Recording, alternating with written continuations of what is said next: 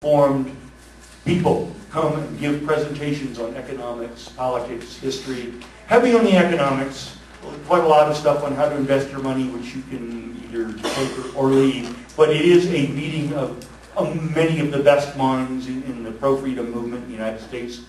It's held the weekend after the 4th of July weekend every year in Las Vegas, Nevada. Tom Woods was one of the speakers. And I've known him passingly for a couple of years. And I said, Tom, would you endorse me in my race for U.S. Senate? And without a second's hesitation, he said, absolutely. Use my name anywhere you think it'll do any good. I'm proud and happy to endorse you in your campaign, and good luck. So I'm pleased to have people like Ron Paul and Thomas Woods as supporters. Well, Ron Paul is not an official supporter of my campaign, but we all support the same philosophy. We have the same goals.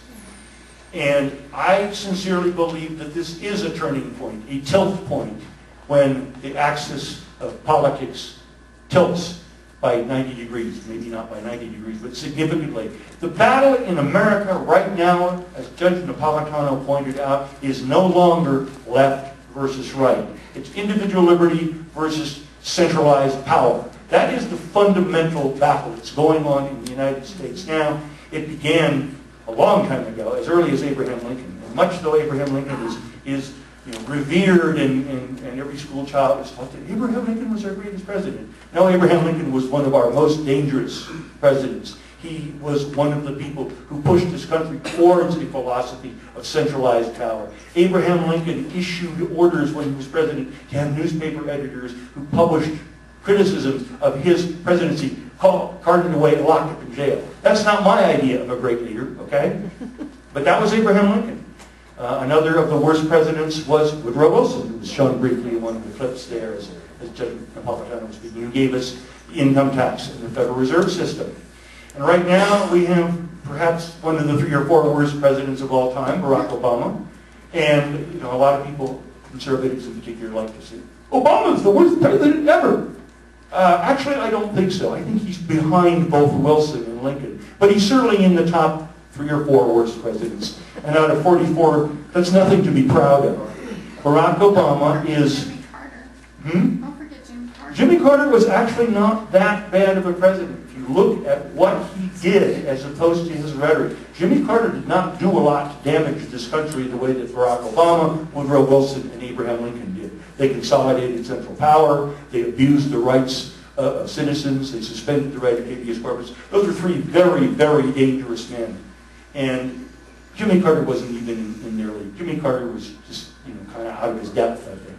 I don't have a lot of rancor in my heart for Jimmy Carter because. How about FDR? FDR would be in the top 5. Yeah, it's to me it would be. Maybe number 6 or 7. Wilson, let's play name the worst president ever! And I would say Woodrow Wilson, because anybody who gave us the federal personal income tax and the Federal Reserve and got us into a world war, that's kind of a trifecta. It's pretty hard to beat that.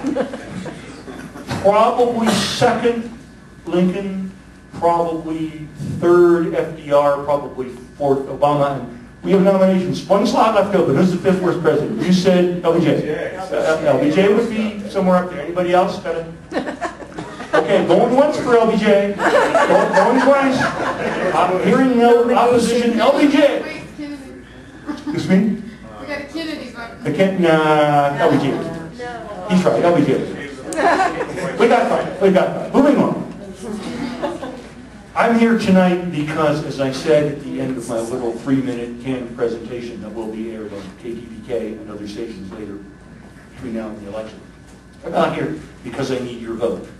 And I brought with me tonight some copies of my campaign flyer. They're on the back table, and I understand that a smaller size copy of that flyer was put on most of the chairs here tonight. It summarizes pretty succinctly what it is that I'm about, why I'm running, and what I will do if I'm elected your U.S. Senator. I admit that's a long shot. I don't think it's impossible. Here's an interesting statistic. Our current Senator, John McCain, so beloved by so many people, I've been told, was his party's most recent presidential nominee. He's, in theory, the top guy in the Republican Party. He He was elected to the U.S. Senate for his current term 6 years ago by something like 73, 74% of the vote. Does anybody know the exact figure? Somewhere in the 70s.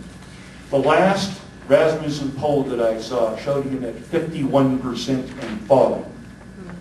After spending $23 million in the primary to get 56% of the vote in the Republican primary. Barely over half the Republicans like John McCain. And nobody that's a Democrat or an independent likes John McCain. McCain will probably win, but our strategic goal in my campaign is not only to get as many votes as possible for my candidacy, we want to drive McCain's percentage down below 50%, because that will be an incredible, humiliating defeat for him, and it will show that the people of Arizona, the most of them, do not support McCain, do not support his big government, big bailout programs. Look at his buddies over the years, Teddy Kennedy, Joe Lieberman,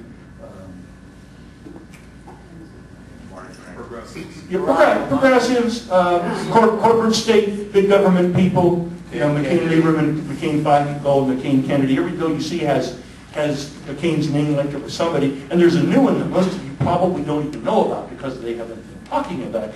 John McCain is the lead sponsor on a new bill that is seriously the worst bill ever to come through Congress in my lifetime. It's Senate Bill 3081.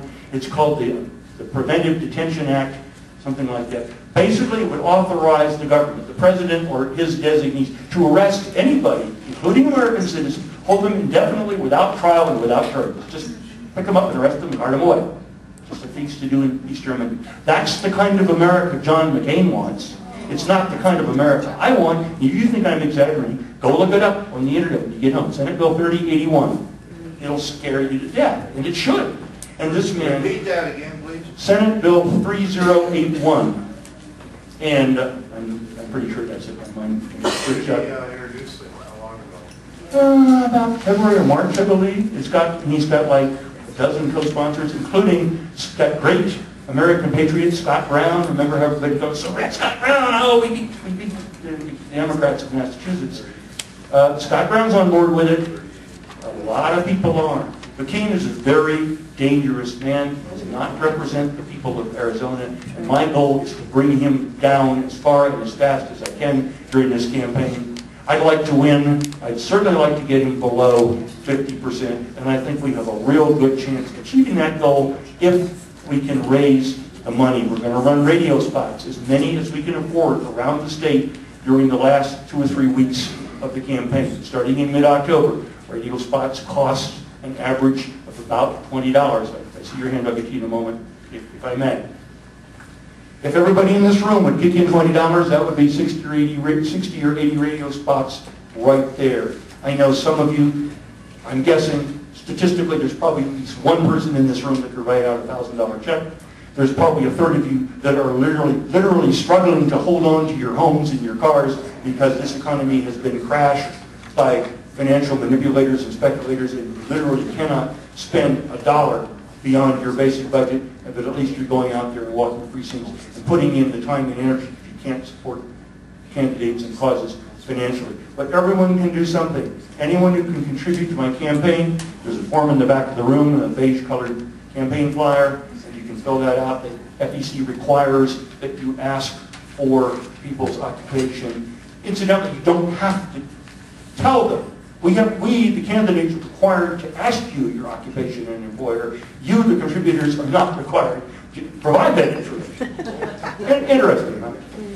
But the form that you can use if you'd like to get on our mailing list, and if you'd like to stay in touch with what's happening with the campaign, it's all on there. There's also some bumper stickers and some little business cards that we call our mini billboard. It's designed, you can stick it on the bulletin board at a laundromat or at a dormitory or wherever. And I heard mention of Students for Liberty. That's a great group. I spoke at their Southwestern Conference a year ago, and Students for Liberty and other young people like them, Young Americans for Liberty, etc., are the future. And I have nothing against old gray-haired people, being one myself, but the future is the people in their teens and 20s and early 30s who are going to carry the fight forward and keep, bring that political machine to a grinding halt. Was it just me, or did the man in the cartoon The dog. That looked like a young Ron Paul to you. Next time you watch it.